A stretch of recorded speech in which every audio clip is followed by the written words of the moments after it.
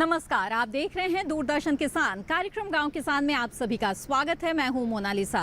इस कार्यक्रम में हम आपके लिए कृषि और पशुपालन से जुड़ी हुई दिलचस्प जानकारियां लेकर आते हैं। इसी कड़ी में आज इस कार्यक्रम में खेती किसानी में जहां हम बात करेंगे पराली प्रबंधन की, तो वहीं हमारा पशुधन में जानेंगे दूध उत्पादन से जुड़ी कुछ महत्वपूर्ण जानकारियाँ और अंत में कामयाब किसान में मिलवाएंगे रसायन मुक्त खेती करने वाले एक सफल किसान प्रशांत चौधरी से। तो आइए शुरू करते हैं आज का ये कार्यक्रम।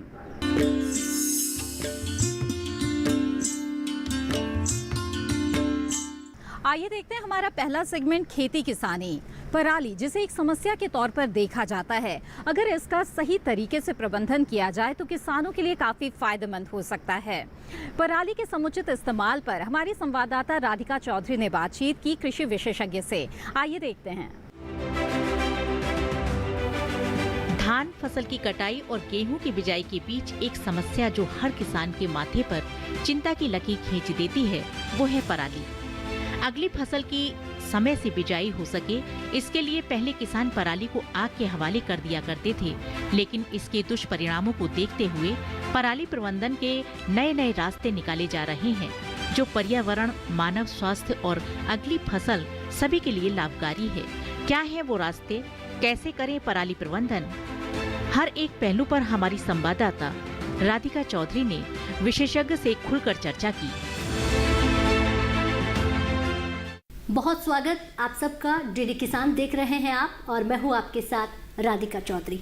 आज बात पराली की करेंगे, उस मुद्दे की करेंगे जो लगातार किसानों के लिए समस्या बनती रही है।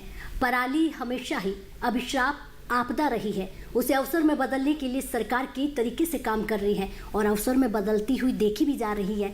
इसी को लेकर किसान और भी उम्मीद से इस तरह से काम कर सके, हमारे साथ वैज्ञानिक डॉक्टर बलराज जी रहेंगे, जो आपको ये बताएंगे कि किस तरह से किसान पराली को अवसर में बदल सकते हैं। बहुत स्वागत सर। सबसे पहला सवाल आपसे यही करेंगे कि किसान, हमारे अन्नदाता पराली जलाते ही क्यों है? बिल्कुल राधिका जी, देखिए आपने बहुत ही महत्वपूर्ण सवाल पूछा है कि अक्सर किसान पराली को क्यों जलाते हैं। धान की फसल अवशेष कहते हैं हम उसको। तो उसका पीछे कारण ये है कि देखिए, ये फसल जब कटती है उसको किसान को समय का अभाव होता है, उसको अपनी जो अगली फसल है रबी की, गेहूं की फसल की बुआई करनी होती है। तो दोनों कटाई और बुआई के बीच में समय की कमी के कारण वो सोचते हैं कि इसका जो है कम समय का विकल्प क्या है, तो इसलिए अक्सर ये सोच के चलता है कि इसको जला दें। लेकिन निश्चित तौर पे उसको जलाना ठीक नहीं है पर्यावरण की दृष्टि से। और आज आपकी जो ज़मीन है उसकी उर्वरा शक्ति की जब बात करते हैं, उसमें उपस्थित जो हमारे माइक्रोब्स हैं, जो बेनिफिशियल माइक्रोब्स हैं, उनकी जब हम बात करें तो वो ठीक नहीं है, उचित नहीं है। और अब इसमें काफ़ी जागरूकता पिछले एक दशक में, कई सालों में किसानों के बीच में भी आई है। उत्तर भारत में चाहे पंजाब की बात हो, हरियाणा की बात हो, और लगातार अब जलाने की जो घटनाएं हैं वो कम हो रही हैं और किसानों का इसके ऊपर विशेष ध्यान है।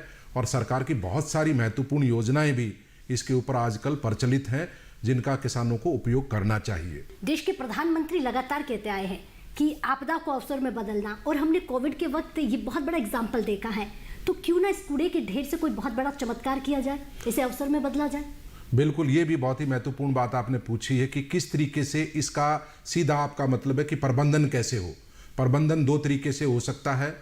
एक तो इन सीटू कि खेत के अंदर ही पराली को तुरंत कैसे उस बुआई, अगली फसल की बुआई से पहले कैसे उसका प्रबंधन किया जाए। तो इसमें आजकल राज्य सरकारों ने, केंद्र सरकार ने जो हमारी कंबाइन हार्वेस्टर्स थे उसके ऊपर सुपर स्ट्रॉ मैनेजमेंट सिस्टम लगाने का वो कर दिया है, बिल्कुल कंपलसरी, उसको मैंडेटरी कर दिया है कि कोई भी जो कंबाइन धान को काटेगी उसके ऊपर सुपर लगा होना चाहिए। उसकी कीमत 1.25 लाख रुपए, जिसपे अगर कोई इंडिविजुअल है तो 40% अनुदान है, और अगर कोई कस्टम हायरिंग सेंटर बनाना चाहता है तो उस पर अनुदान की ज़्यादा मात्रा है, वो और बढ़ जाती है। इस तरीके से दूसरा कि कैसे आप स्लेसर, जो छोटे टुकड़ों में जो ठूठ वगैरह भी बच जाते हैं, उसको भी काट के फेंक देता है। कुल मिला के बात यह कि कैसे उसके छोटे छोटे आकार में उस पौधे को, अगर पौधा पूरा खेत का बाल काट दिया आपने कंबाइन ने, पौधा खड़ा और उसकी जुताई करते हैं हम किसी भी तरीके से यंत्र से, तो उसको सड़ने में टाइम लगता है। लेकिन स्लेसर, रोटावेटर या दूसरी चीज़ों का आप सुपर लगा करके अगर इस्तेमाल करते हैं तो बहुत महीन रूप में खेत में फैलता है और फिर खेत की जुताई करते हैं तो उसमें आपका जल्दी सड़ने में काम करता है। और आजकल बहुत सारे ऐसे उत्पाद पूसा डिकम्पोजर अगर उसका खेत में भी इस्तेमाल करते हैं जो उसके बाद आप कटाई के बाद उस पराली के ऊपर, तो निश्चित रूप से वो जल्दी सड़ने में उसकी मदद होती है। दूसरा जो मैं तरीका बता रहा हूँ वो है कि आप फिर खेत के अंदर जो बुआई की बात है, आप हैप्पी सीडर जो है या जीरो टिल मशीन या दूसरी मशीनों का उपयोग करके भी आप गेहूं की सीधी बुआई ऐसे खेत में कर सकते हैं। फिर XC2 प्रबंधन की जो बात आपने की कि अवसर में कैसे बदलें, तो आजकल बेलर आ रहे हैं जो बेल्स बनाते हैं, उसको इकट्ठा करके बड़ी बड़ी बेल्स बन जाती हैं, उनका ऊर्जा उत्पादन के जो हमारे कारखाने हैं, संयंत्र हैं, उनमें उपयोग होता है। इसके अतिरिक्त बायोगैस बनाने में उसका उपयोग किया जा सकता है। तो ये भी एक जो है ना वो अवसर है कि बड़े पैमाने पे जैविक खाद बनाया जाए, बेल्स बना के उसका ऊर्जा संयंत्रों में उपयोग हो या जो है ना आपका बायोगैस प्लांट्स में इसका उपयोग हो। बहुत बहुत धन्यवाद डॉक्टर बलराज जी, आपने तमाम जानकारी दी। तो देखा आपने कि यही पराली जो एक समस्या है वो किस तरह से किसानों के बड़े काम आ सकती है। इसी के साथ कार्यक्रम गांव किसान में वक्त है एक छोटे से ब्रेक का। ब्रेक के बाद देखेंगे हमारा पशुधन। आप बने रहें दूरदर्शन किसान पर।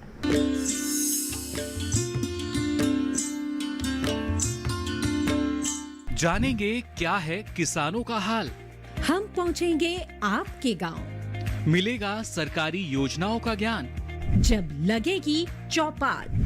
देखिए चौपाल चर्चा सोमवार से शुक्रवार सुबह 9 बजे सिर्फ दूरदर्शन किसान पर।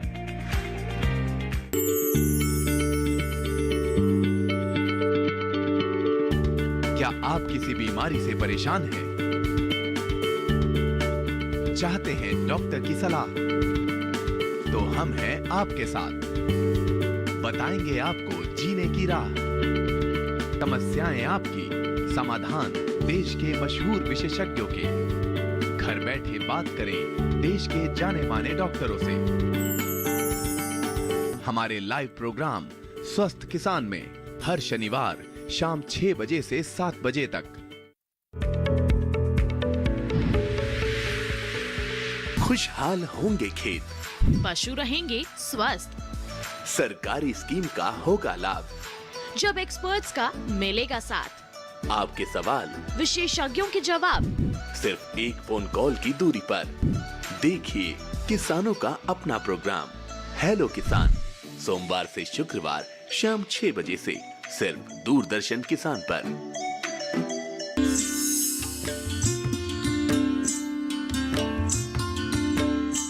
ब्रेक के बाद आप सभी का फिर से स्वागत है कार्यक्रम गांव किसान में।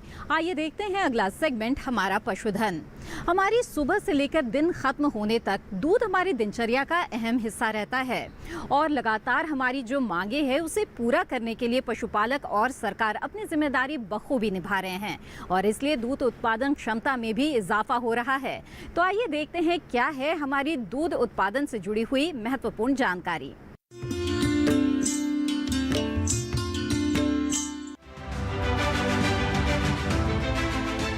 हमारे देश में दूध की मांग और उत्पादकता में इजाफा हो रहा है। दूध की प्रति व्यक्ति उपलब्धता 2013-14 में जहां 307 ग्राम थी, 2019-20 में ये 406 ग्राम प्रति व्यक्ति प्रतिदिन हो गई। साल 2014-15 से हमें काफी सकारात्मक बढ़त देखने को मिल रही है। एक अनुमान के हिसाब से करीब 16% की वृद्धि के साथ हम आगे बने हुए हैं, जिसकी खास वजह सरकार की ओर से चलाई जा रही योजनाएं और जागरूकता कार्यक्रम है। ये योजनाओं का ही परिणाम है कि पशुपालक अब देसी नस्लों से भी अच्छा खासा उत्पादन ले रहे हैं। वैल्यू ऑफ आउटपुट, दूध का जो वैल्यू ऑफ आउटपुट है 18-19 में 7.7 लाख करोड़ रुपए का था, जो काफ़ी अधिक है। और 70% जो वैल्यू ऑफ आउटपुट पशुपालन विभाग का है वो दूध के उत्पादन से आता है। अगर हम ये देखें कि हमारी उत्पादकता कितनी है, तो उत्पादकता अभी हमारी थोड़ी सी कम है दूसरे देशों के मुकाबले में। उत्पादकता काफ़ी तेज़ी से बढ़ी भी है, तो हमारी उत्पादकता अगर 14-15 साल से हम गिने, क्योंकि 14-15 से ही भारत सरकार के बहुत सारे कार्यक्रम देशी नस्लों के संरक्षण और संवर्धन हेतु शुरू किए गए। इनके शुरू होने के से हमारी उत्पादकता में काफ़ी तेजी से वृद्धि हुई है। करीब 16% की वृद्धि हमारी उत्पादकता में हुई है और ये 16% की वृद्धि सारे विश्व में सबसे ज़्यादा उत्पादकता में वृद्धि है। तो ये काफ़ी मायने रखती है कि अगर 16% हमारे 7 से 8 सालों में वृद्धि हुई है उत्पादकता में, विशेषकर देशी नस्लों की उत्पादकता में।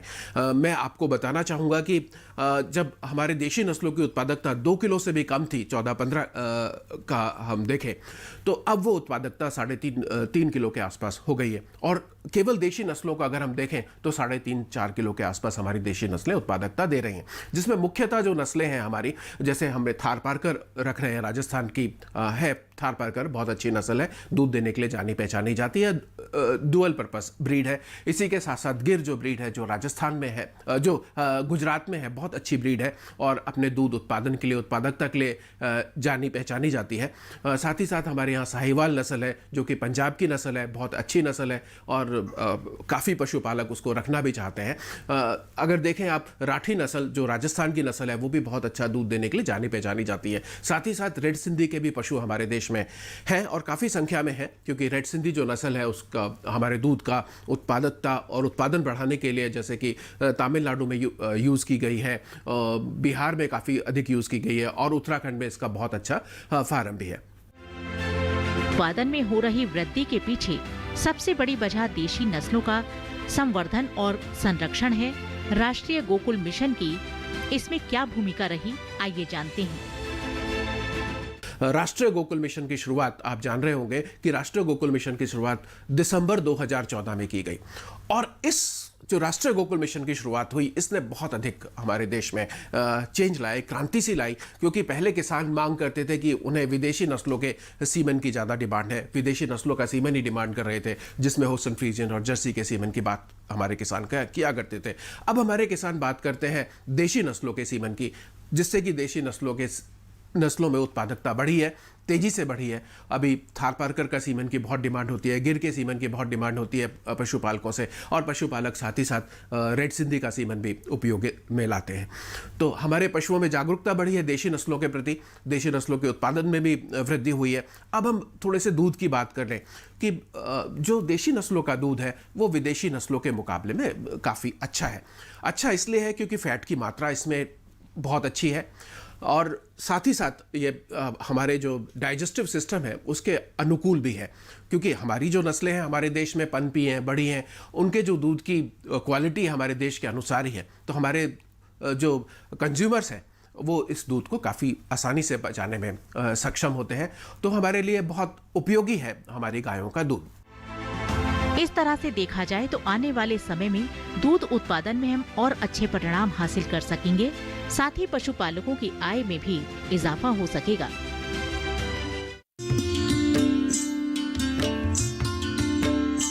पशुओं से अधिक उत्पादन प्राप्त करने के लिए जरूरी होता है मौसम के अनुसार उचित पशु प्रबंधन। तो आइए देखते हैं क्या कहता है इस माह का पशुपालक कैलेंडर।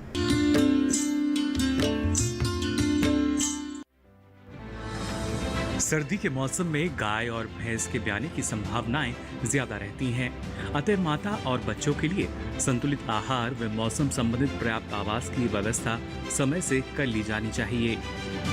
एफएमडी का टीकाकरण अगर नहीं करवाया है तो इसे अवश्य करवा लें और बीमारी फैलने पर पोटेशियम परमैंगनेट सोल्यूशन 1% से घाव को धोते रहना चाहिए। साथ ही नजदीकी पशु चिकित्सालय से सलाह जरूर लें। संभावित क्षेत्रों में एंथ्रेक्स का भी टीकाकरण करवा लेना बेहतर रहेगा। बकरियों और भेड़ों में भी इंटेरोटॉक्सिमिया का टीकाकरण करवा लेना चाहिए। बकरियों व भेड़ों में अगर पीपीआर का टीकाकरण नहीं करवाया है तो इसे भी अवश्य करवा लें। 25 ग्राम से 50 ग्राम गुड़ रोज दें। एचएस या बीकू की बीमारी से बचने के लिए टीका नहीं दिए गए पशुओं को टीकाकरण करवा लें। साथ ही पीड़ित पशु को पशु चिकित्सक की देखरेख में इलाज कराएं। रूटीन चक्रीय डिवार्मिंग पर ध्यान देना चाहिए। पशुओं को एसिडोसिस अफारा से बचाने के लिए संतुलित हरा चारा व दाना देना चाहिए।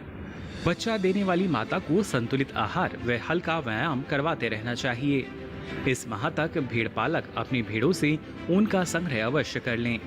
मुर्गियों के लिए सर्दी का माह सबसे अच्छा माना जाता है। अतः पर्याप्त आवश्यक टीकाकरण, आवास व आहार पर ध्यान देना चाहिए। पशुशाला को बाह्य परिजीवियों से बचाने के लिए स्प्रे या पेंटिंग एवं पशुओं के लिए डिपिंग या स्प्रे का प्रयोग करना चाहिए।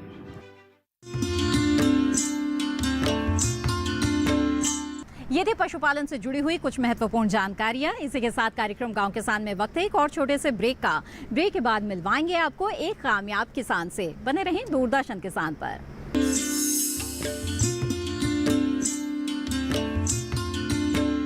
जानेंगे क्या है किसानों का हाल, हम पहुंचेंगे आपके गांव, मिलेगा सरकारी योजनाओं का ज्ञान, जब लगेगी चौपाल।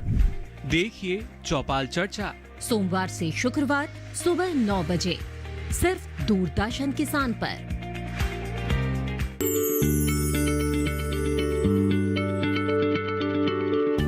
क्या आप किसी बीमारी से परेशान हैं? चाहते हैं डॉक्टर की सलाह? तो हम हैं आपके साथ। बताएंगे आपको जीने की राह। समस्याएं आपकी, समाधान देश के मशहूर विशेषज्ञों के। घर बैठे बात करें देश के जाने माने डॉक्टरों से। हमारे लाइव प्रोग्राम स्वस्थ किसान में हर शनिवार शाम 6 बजे से 7 बजे तक। खुशहाल होंगे खेत, पशु रहेंगे स्वस्थ, सरकारी स्कीम का होगा लाभ। जब एक्सपर्ट्स का मिलेगा साथ, आपके सवाल, विशेषज्ञों के जवाब, सिर्फ एक फोन कॉल की दूरी पर। देखिए किसानों का अपना प्रोग्राम हेलो किसान, सोमवार से शुक्रवार शाम 6 बजे से सिर्फ दूरदर्शन किसान पर।